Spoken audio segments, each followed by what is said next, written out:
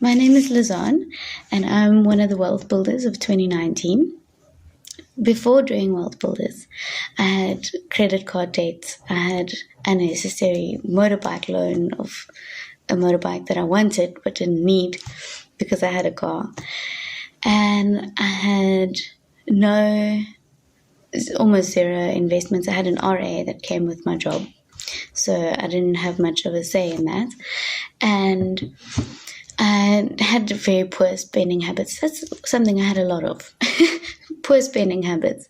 I didn't know what was going on in my finances. Besides, when I got an SMS from the bank every time I spent some more money. That's how I knew how much money was in my account.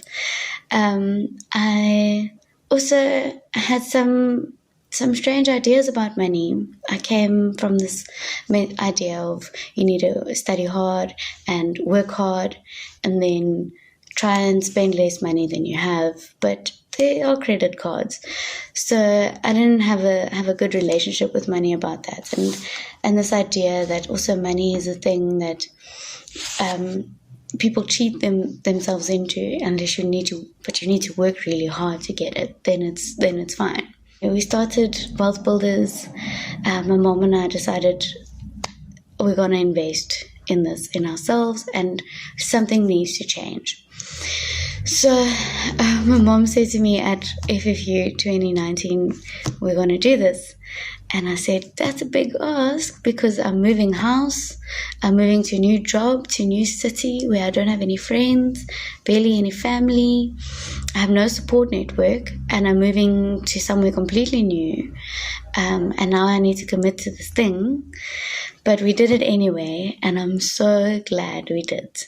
Along the way, I made time to do the online videos, courses, JFDI, Squeeze the Juice, also the Well Chef masterclasses, and then got to our accountability calls and lovely wealth pod calls where I learned so much. And I was just so challenged to firstly do the things that I said I would do. So I got my finances, my retirement annuity in order. I moved it so somewhere where I can see it and control where the money goes, and it's not an emotional investment, so it happens once a month. My RA goes into easy equities where I can monitor it and see if it's growing. I also then started investing just into normal stocks in the market and started looking at other opportunities to make money besides my job. So I just learned to think a bit broader, that working hard is not necessarily going to bring me more money.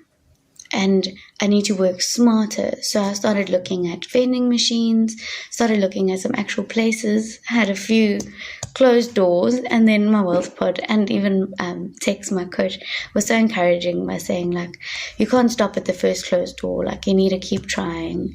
So I've been changing my mindset behind that and looking into other business opportunities where now I actually have a registered business and a business partner, and we're talking to investors.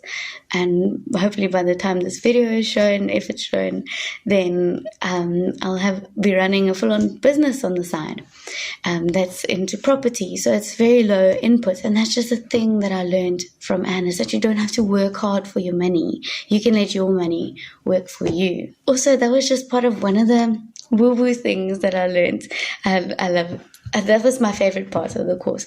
Numbers are not my favorite. So I did the numbers, and I'm learning to embrace the numbers and just make sense of them, which helped a lot.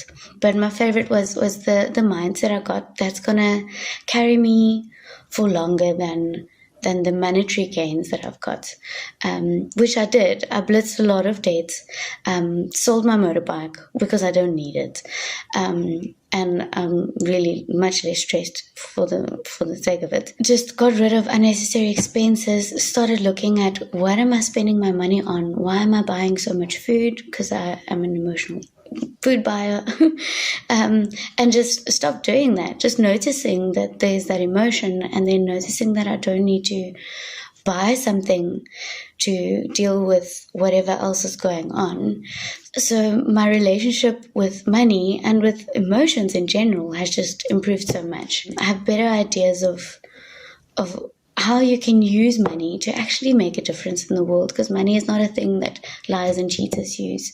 Money is also just a tool. It's such a neutral thing, and you can use it to actually help people. I learned, I actually have it as a little thing on my wall in front of my computer here, a thing that Tex told me. We had a woo-woo conversation about I have such fears of just living up to the big dreams that I have. And at first I was scared to dream, and told us to get comfortable, dream big, and write it down, own the dream. And then I was telling Tex, I'm just scared to dream big and to be big.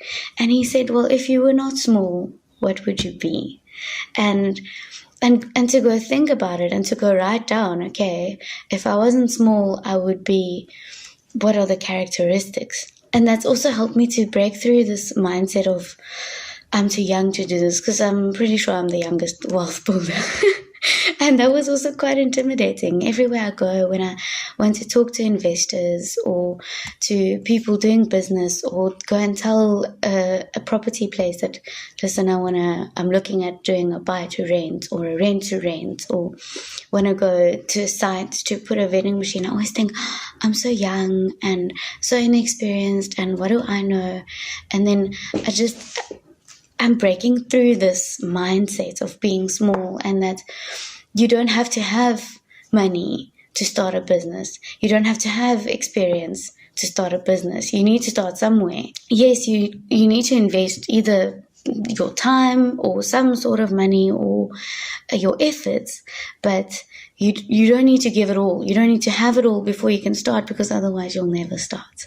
I've started this year, even though I'm not where I need to be yet, and I've had some serious uphills, but I'm getting there, and now I'm in a place where I know what I need to do, and I know what works. I know when I get to that place where you just want to sit on the couch and not do anything, I know that it's okay. I can just be for today, and tomorrow I'll continue again. My friends are so encouraged, because I'm doing this thing, and I'm like, yeah, no, I'm doing this thing, and I'm looking at this business, and they're like, how do you have time for all this stuff? And I tell them, I do this when you're watching series, then I'm watching Anne. and I'm learning so much. And then when I'm not watching Anne, I'm doing the things that she taught me, or I'm taking notes, or I'm reading up on another thing, or I'm taking control of my finances. And that's a thing that no one my age is doing. So a lot of my friends, I had to go be like, go talk to your banker. Why are you paying so much in bank fees? Why are you with that bank? You can change. You're not married to them.